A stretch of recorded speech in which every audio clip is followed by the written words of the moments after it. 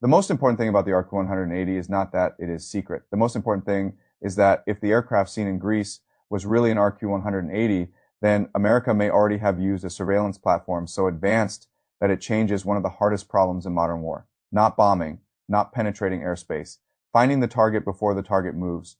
That is the real story. Because for years, the RQ-180 existed in a strange place between rumor and reality. Analysts talked about it, aviation obsessives hunted for it, satellite watchers argued over shadows, wingspans, and blurred images. Defense reporters kept hearing the same thing from the same corners of the military world. There is a next generation reconnaissance aircraft out there. And if it is real, it is a very big deal. But there was never enough proof to make the story feel settled. Then came Larissa.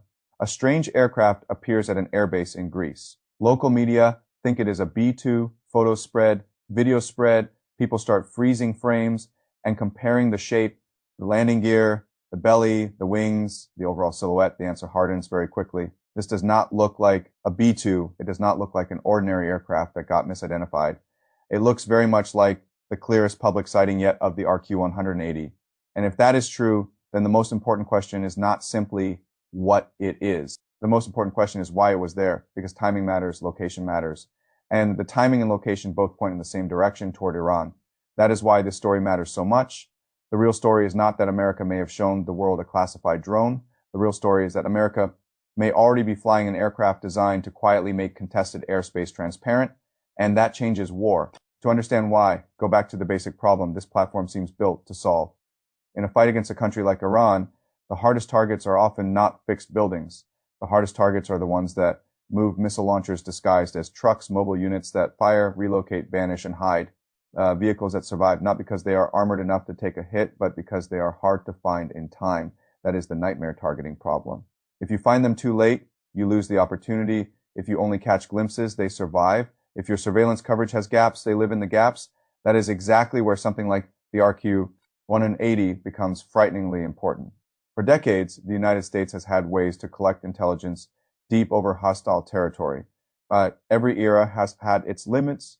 The SR-71 Blackbird gave America speed and altitude. Later systems gave America persistence or remote sensing or drones that could loiter for hours.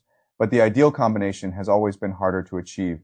A platform that can survive in denied airspace, remain there for a very long time, see a great deal, and do it without putting a pilot at risk. That is what the RQ-180 appears to be.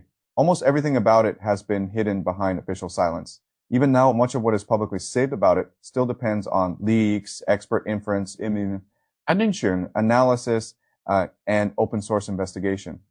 But the Greece sighting seems to confirm the broad outline analysts had been sketching for years. A broad flying wing aircraft, very clean shaping, very low observable design, a body built not for show, but for stealth, altitude, and endurance. That is not the shape of a conventional strike aircraft. It is the shape of something built to stay overhead and keep seeing that distinction matters. Because in modern war, surveillance is no longer a supporting detail. It is one of the central ways victories are created. If one side can find, follow, and update mobile targets fast enough, then the strike assets behind it become dramatically more dangerous. This is why the Greece imagery is so important. Some of the photos appear to show paired electro optical sensor apertures under the fuselage, angled outward to the left and right on paper. That can sound like a technical detail in practice. It suggests a very specific method of operation. An aircraft like this may be able to fly racetrack patterns while staring off to each side, keeping large areas under continuous watch without needing to fly directly over the thing. It is monitoring that means it can watch longer, from safer geometry, and with less obvious exposure. Then there is the radar question. Analysts examining the imagery have pointed to the belly section and overall design logic and reached a broad conclusion. An aircraft like this likely carries extremely advanced surveillance radar, including synthetic aperture radar and ground-moving target indicator capability. Those terms matter because of what they do. SAR lets you create detailed pictures of terrain and fixed objects, even in darkness or bad weather. GMTI tells you what is moving on that terrain in real time. Put together, those systems do not just give you an image. They give you a battlefield that keeps updating. You see the road and what is moving on it. You see the launch site and what just left it. You see the mountain pass and what is trying to hide inside it. That is a different level of awareness. And in a campaign against mobile missile forces, it is not just useful, it is decisive. That is why the Iran angle matters so much. Iran is exactly the kind of battle space a platform like this appears designed for. A large, rugged country, contested airspace, layered defenses, hardened sites, mobile missile launchers, vast areas where a target can disappear if your surveillance is intermittent or too predictable. A normal surveillance platform can help in that environment. A platform like the ARC-180 may change the environment. It may give the United States the ability to keep eyes on the problem for so long, so quietly and so deeply, that mobility stops being the shield it used to be. That is the real leap. Not just stealth, not just endurance, not just sensors. The fusion of all three, that fusion matters because it changes tempo. Once a military starts suspecting that its mobile launchers are being watched by something, it cannot reliably detect its behavior changes. It moves more slowly, it hides longer, it becomes less confident, it spends more time protecting itself and less time acting. It starts reacting instead of setting the pace. That is a strategic effect, not just a technical one. And that may be the real significance of the RQ-180.